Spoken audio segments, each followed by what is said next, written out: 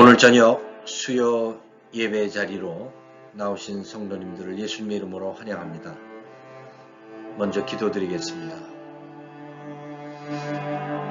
살아계신 아버지 하나님, 은혜를 감사드립니다. 오늘 저녁 수요 예배에 저희를 불러주시고 주의 전에 엎드리게 하여 주심을 감사드립니다.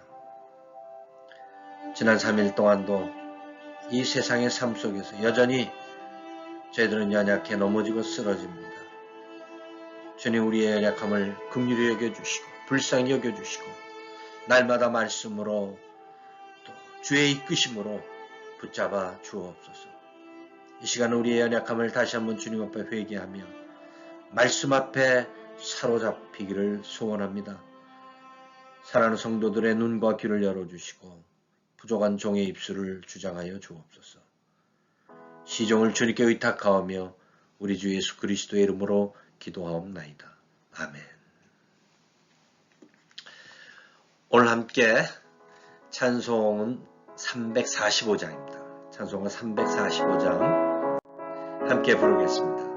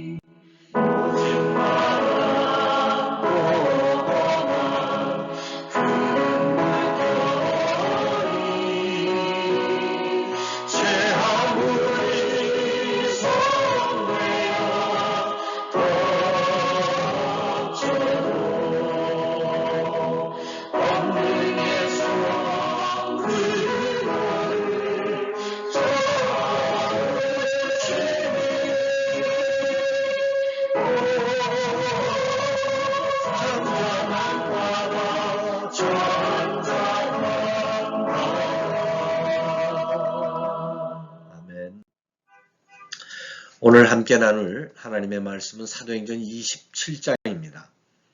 사도행전 27장 20절로 26절까지 우리 함께 한 목소리로 봉독하도록 하겠습니다. 20절부터 함께 읽습니다. 여러 날 동안 해도 별도 보이지 아니하고 큰 풍랑이 그대로 있음에 구원의 여망마저 없어졌더라.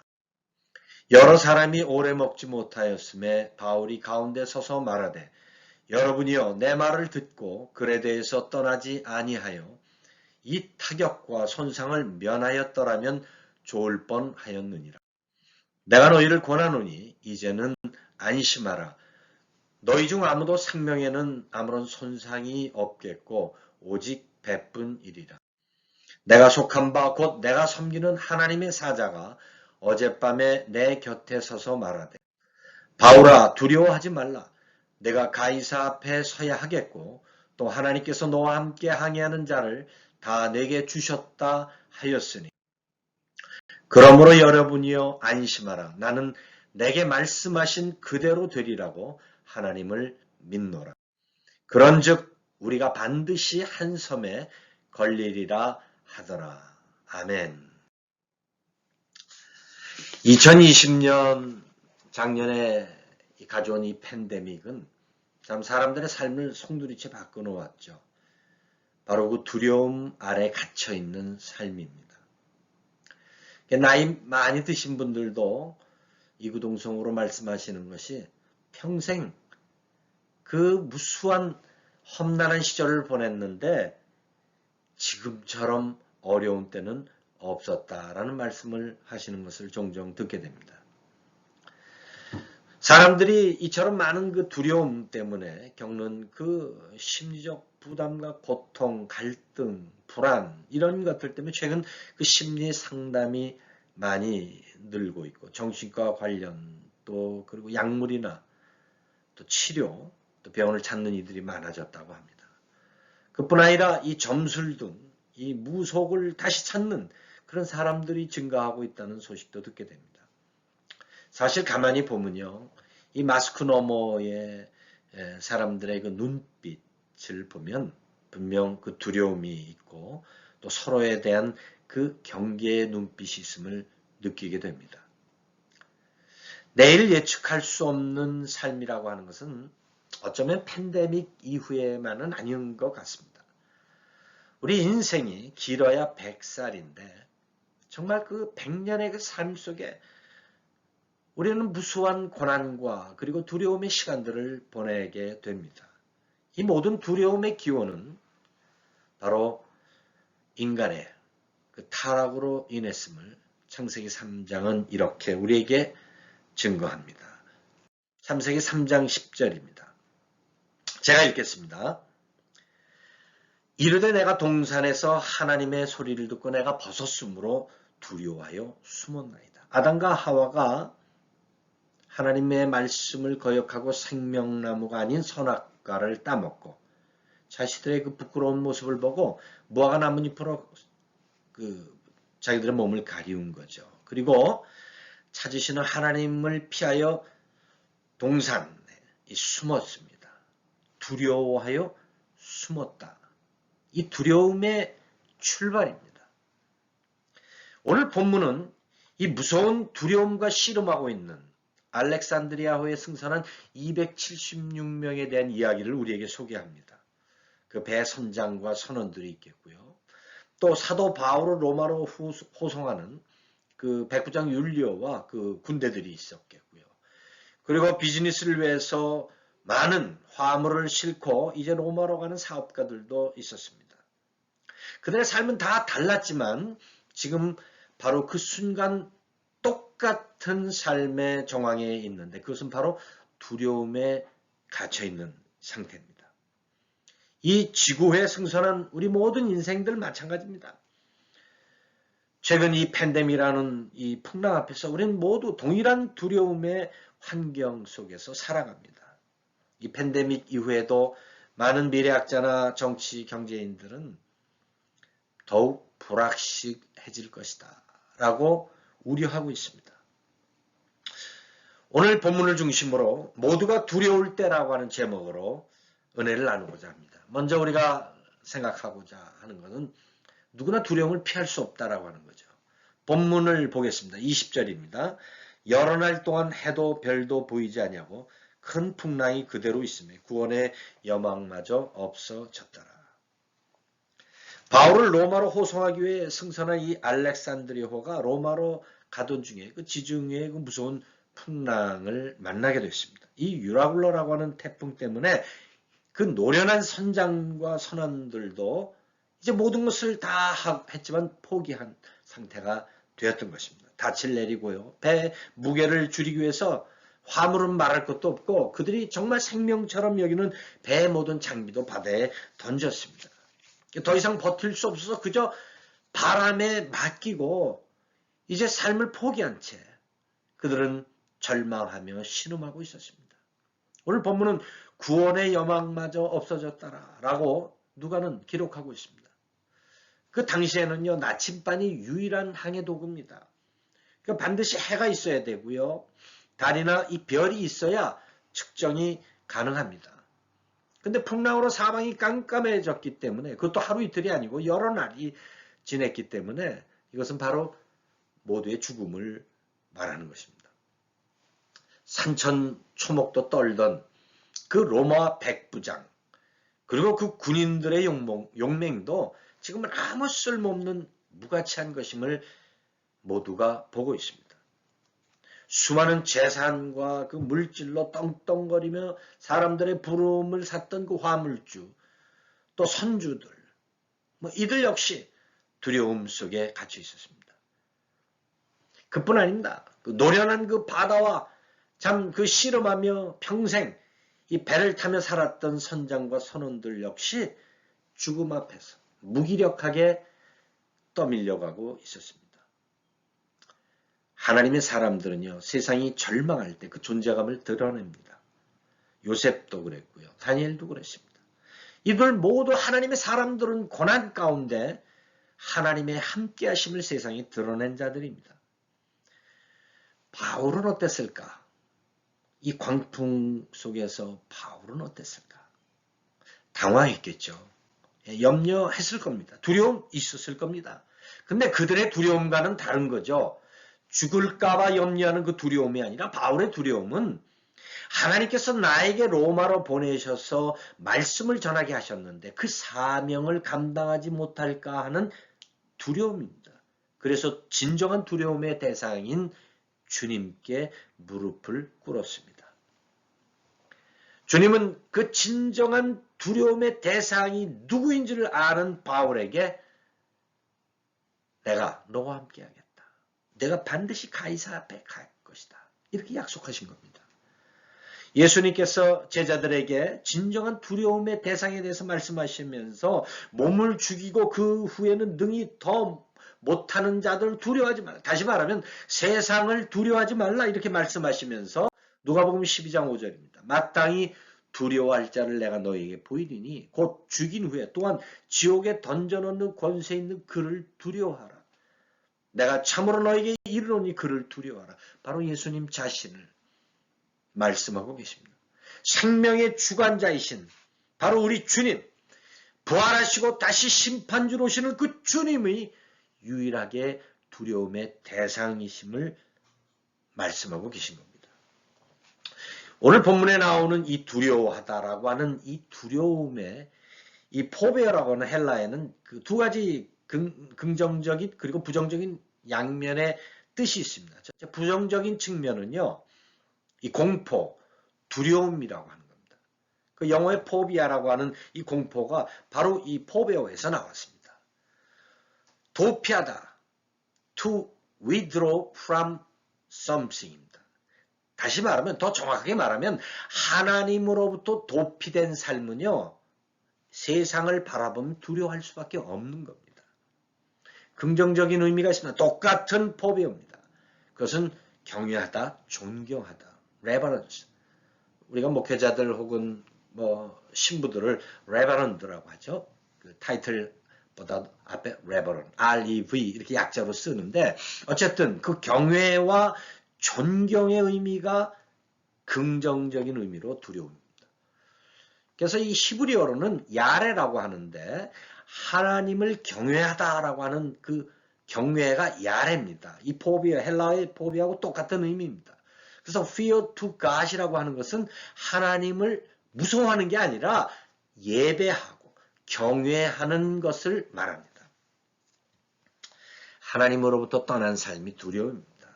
그러니까 그 선악과를 따먹고 하나님을 떠난 아담과 하와의 삶은 모조리 두려움의 삶이었습니다. 그러니까 동산나무 뒤에 숨은 거예요. 그리고 해산의 수고와 엉겅퀴와 가시로 뒤범벅이 된 그 땅을 갈아야 하는 삶을 가지게 돼요. 바로 그 두려움의 삶을 말하는 겁니다. 먹는 문제, 씨름해야 됩니다. 피땀을 흘려야 돼요. 생명 하나 잉태해서 그 생명 나기까지 얼마나 많은 씨름과 고통의 시간들이 있습니까?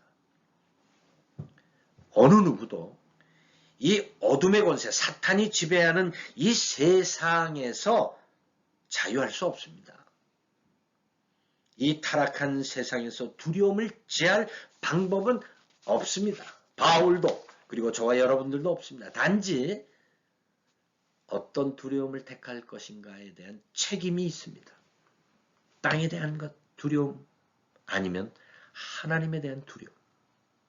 지금보다 더 무서운 팬데믹의 상황이 온다 할지라도 우리는 이 바울처럼 진정한 두려움의 대상이 누구인지 선택해야 합니다.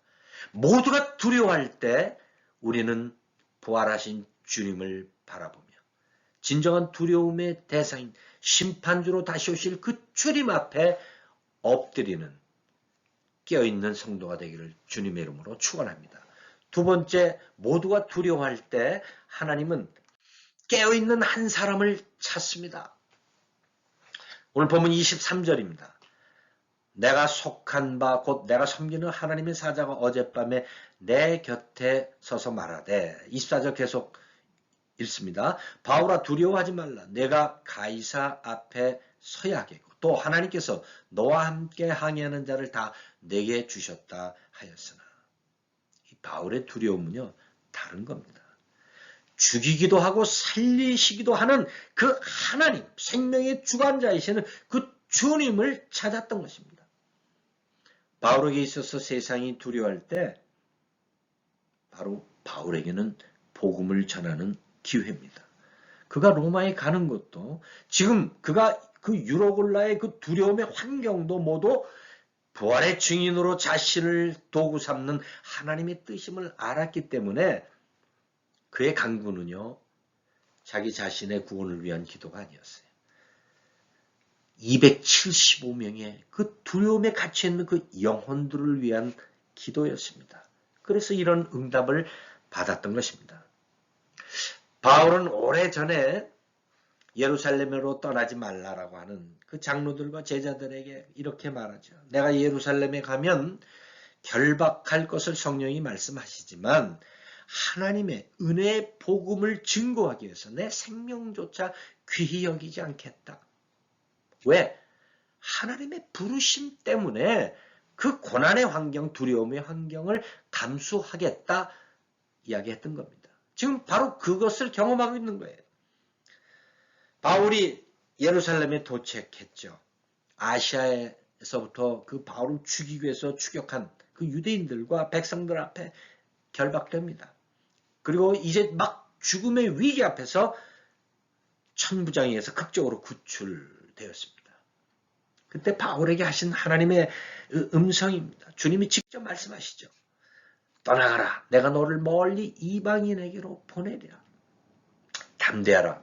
내가 예루살렘에서 나의 일을 증언한 것과 같이 로마에서도 증언하여야 하리라. 바울은요.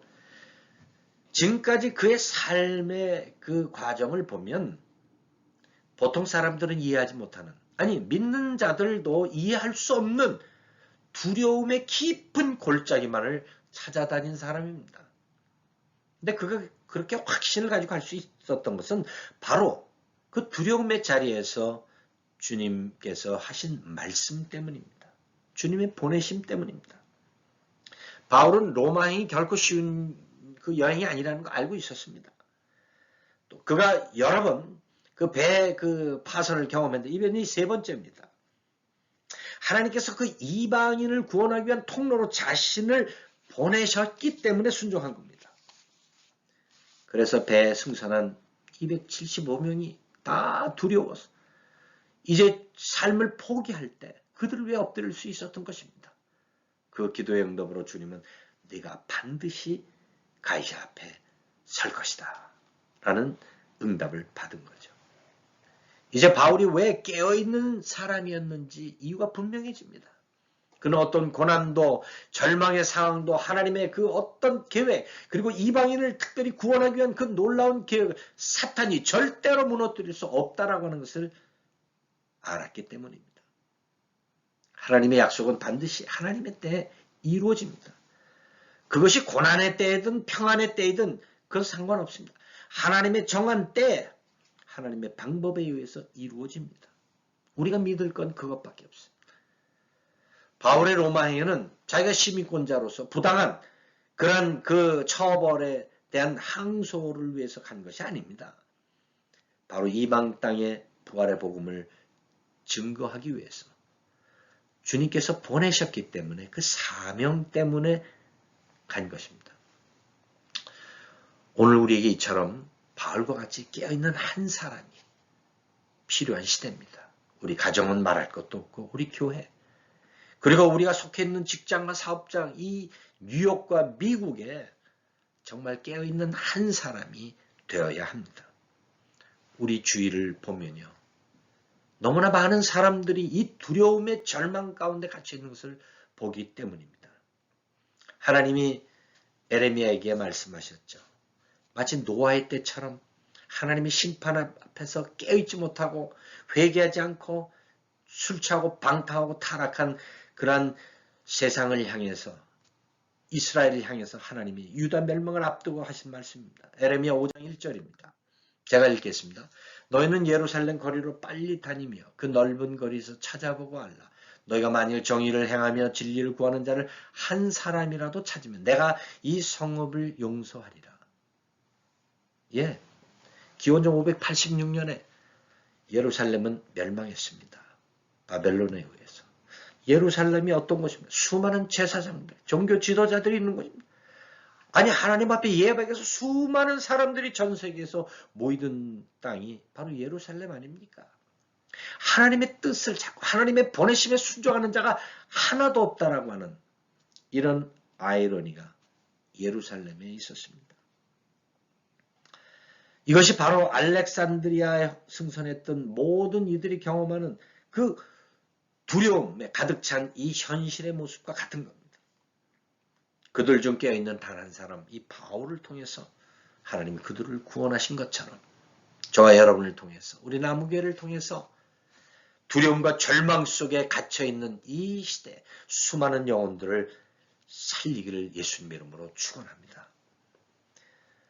마지막 때 저와 여러분은 깨어있는 파수꾼의 삶을 살아야 합니다.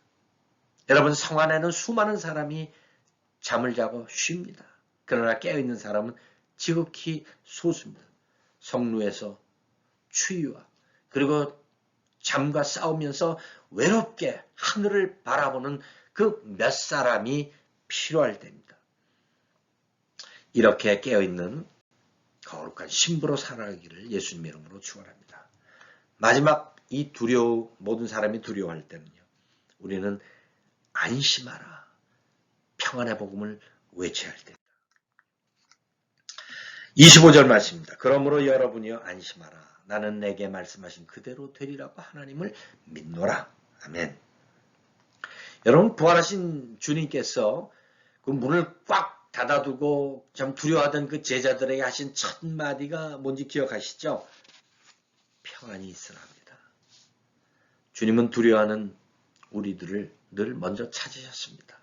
그 고난과 그 육신의 그 절망 속에서 우리가 신음할 때 주님이 늘 찾아오셨습니다. 그리고 먼저 하신 말씀이 평강이 있을지어다. 주님은 바로 이 평안의 복음을 저와 여러분을 통해서 이 세상을 향해 외치기를 말씀하십니다. 바울은 이 두려움 가운데 있는 이 275명을 향해 부활하신 주님처럼 평안할지어다를 선포하고 있습니다. 여러분이여 안심하라.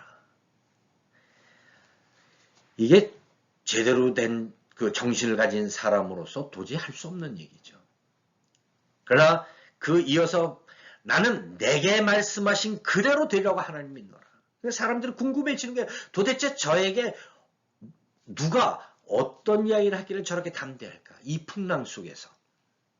여러분, 우리는 어젯밤의 경험이 필요합니다.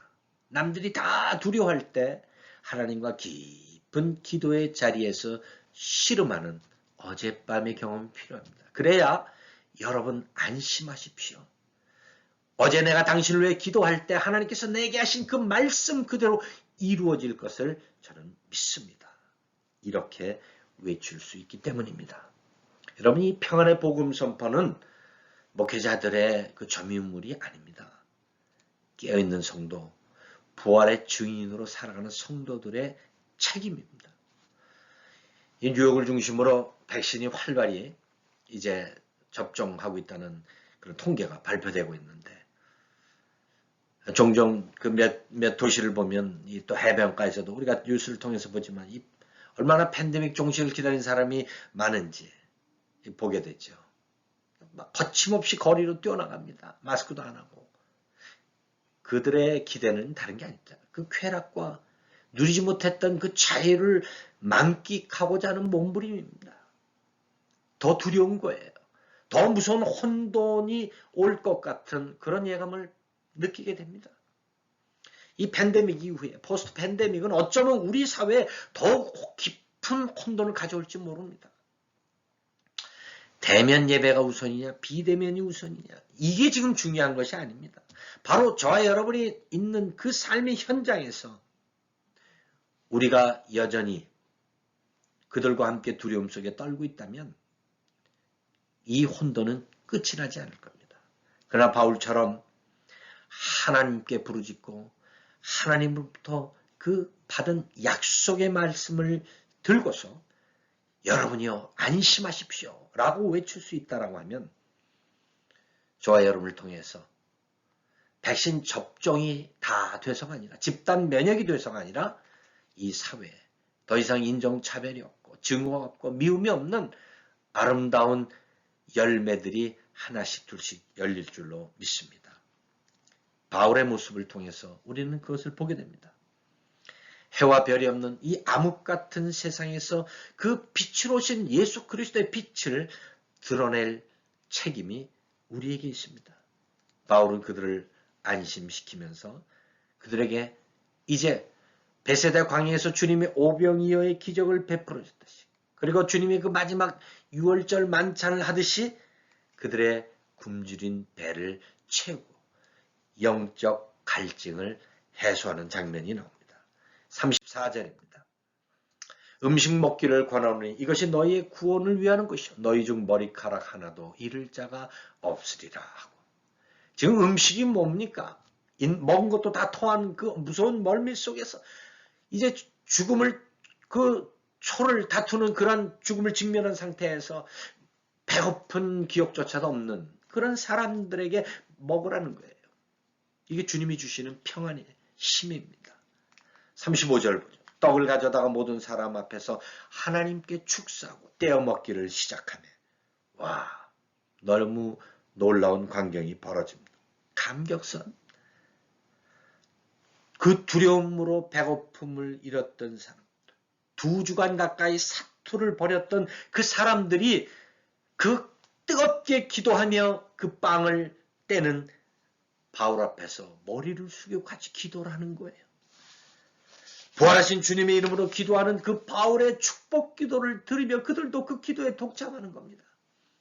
누가는 계속해서 그들도 다 안심하고 받아 먹으니 배에 있는 수가 276명이더라. 이렇게 다음 절에 기록합니다.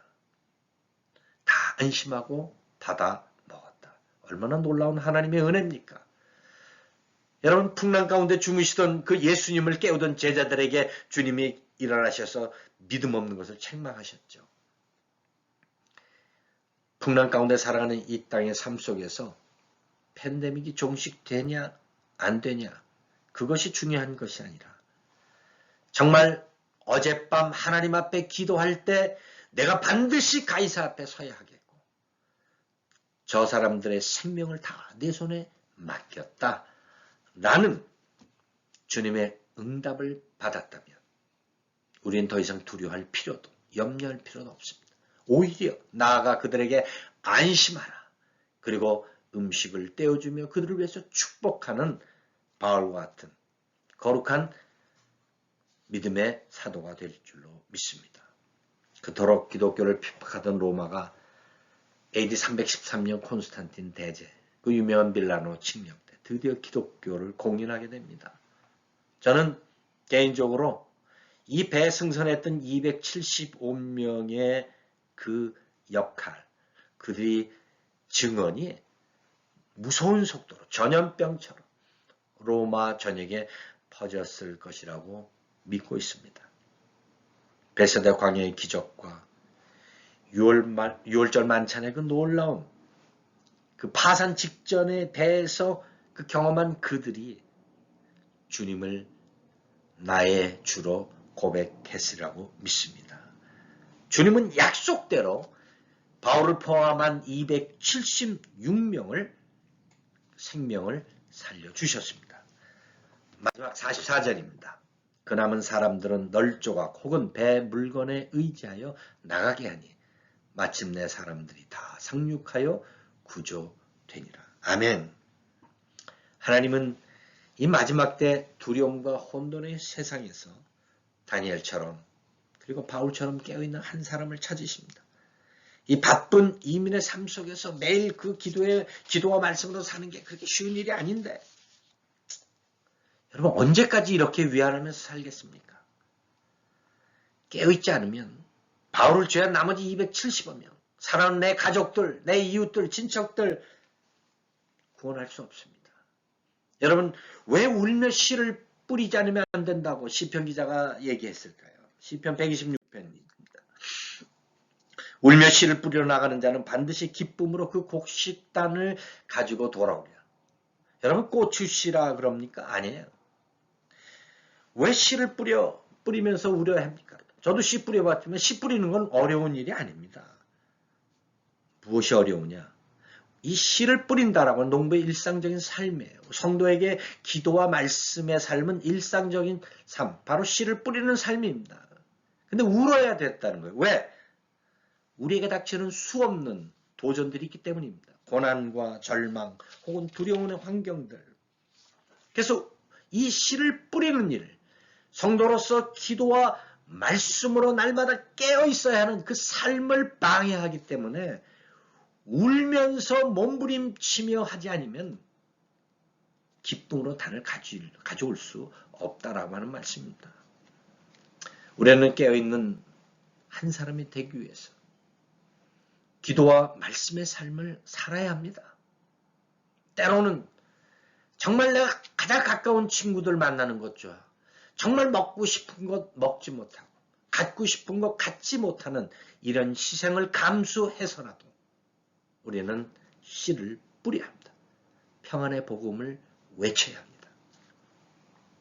그렇게 뿌릴 때 기쁨으로 단을 거둘 것이라는 약속입니다.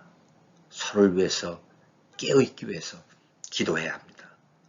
결국 바울은 수많은 역경 속에서 주님의 승리를 경험한 후에 로마에 도착했죠. 그리고 바울은 주님의 부름을 받을 때까지 그 순교로 이제 그 땅의 사역을 마칠 때까지 그는 씨를 뿌렸습니다. 이제 우리는 더 이상 이 두려움의 세상에서 벗어나기 위해서 몸부림치는 자가 아닙니다. 아직도 주님을 알지 못한 채 여전히 어둠의 영에 사로잡혀 있는 그 유로굴라 광풍과 같은 그 어둠의 영에 사로잡혀 있는 이들에게 다시 오실 그 주님을 증거해야 합니다. 이 마지막 시대 정말 저와 여러분이 깨어있는 신부로 그리고 날마다 신옷을 빨며 주님 앞에 부르짖는 성도로 살아가시기를 예수님 이름으로 축원합니다. 기도드리겠습니다. 거룩하신 아버지 하나님, 참 감사합니다. 참 이 땅의 삶이 왜 이렇게 고난밖에 없는지 모르겠습니다. 좀 잘하려고 하면 생각지도 않은 어려움 때문에 또 미루게 되는 이 씨 뿌리는 믿음의 삶이 넘어졌다 다시 일어나고 또 넘어지고 하는 하나님, 이러한 반복된 삶을 이제 그치게 하여 주옵소서. 부활의 증인으로서 모든 세상의 사람들이 두려워할 때 바울처럼 깨어있는 자가 되어서 주의 음성을 듣게 하여 주옵시고, 그들을 향해 이제 안심하라고 외치며 그들의 영적 육적 필요를 채우는 믿음의 백성들 되게 하여 주옵소서. 이제는 우리를 죄악 가운데서 구원해 주신 우리 주 예수 그리스도의 은혜와 독생자 예수 그리스도를 십자가에 못 박기까지 우리를 사랑해 주신 아버지 하나님의 무한하신 사랑하심과 성령의 감동 감화 위로 역사하심이 깨어있는 성도로 이 어두운 세상을 향해 기도와 말씀으로 굳게 서며 평안의 씨앗을 뿌리기를 다짐하는 우리 남욱의 모든 성도들 가정과 그들의 섬기는 일 위에 나무 제단 위에 이제로부터 영원토록 함께 계실지어다. 아멘.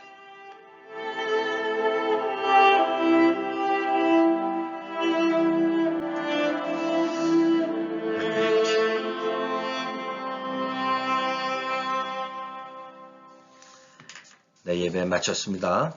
이제 남은 한 주간 기도와 말씀으로 승리하시고 주일에 뵙기를 간절히 소망합니다.